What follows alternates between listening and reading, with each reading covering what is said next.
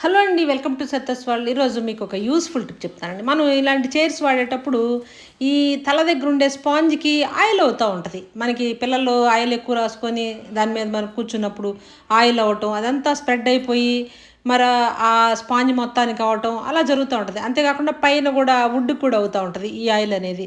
అలాంటప్పుడు మనం దాన్ని తడిగుడ్డతోటి ఇలా తొడవకూడదండి అసలు. దానికి చక్కగా మనం ఒక కాటన్ క్లాత్ తీసుకొని దాని మీద టాల్కమ్ పౌడర్ కనుక వేసేసుకొని చక్కగా మనం కనుక ఇలా స్ప్రెడ్ చేసామంటే అసలు చూడండి, మీకు వీడియోలో చూస్తేనే అర్థమైపోయింది. శుభ్రంగా క్లీన్ అయిపోయిద్దండి అసలు. ఆ ఆయిల్ మరక అనేదే లేకుండా నీట్గా టాల్కమ్ పౌడర్ అయితే లాగేసిద్ది. సూపర్గా అయితే ఉంటుంది.